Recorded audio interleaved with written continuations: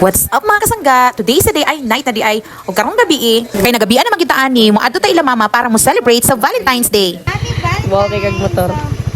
For tonight is makatata. Okay, tara. Tara.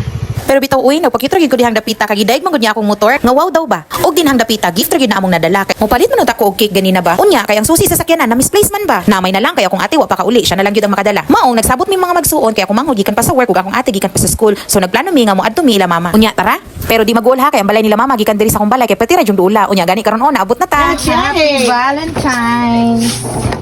Shot, miramay. Happy Valentine's. Wow! Thank you. Nubali man na. Nubali man ito. Tita, open. Ala ka cute. Thank you lang, gagis ko. Grabe, cute kaayo mga regalo niya akong mga palangga ba. Grabe gid ko makaingon na gi-bless jud ko og taman bisan pa man wala pa tay anak ato pero swak na kaayo kay palangga sa gid kaayo ko nila. Actually wala ko duty karong adlaw, nagtambay ra gid ko sa balay kay nagulat lagi ko ani akong mga igsuon ba. Unya kay pag adto na ko diri ahoy, grabe gid ay paghulat aning mga bata. O di ba, effort kaayo ilang regalo sa kuan. Ani nila, uy. Lamat lang ga. Love you. Unya dinhi dapita paingon na puta sa kusina kay tan-aw na to kung unsay panihapon ba ug naabot na pud di ay ang cake nga gipalit ni ate dinhi ah. Tita, open. Da? Da?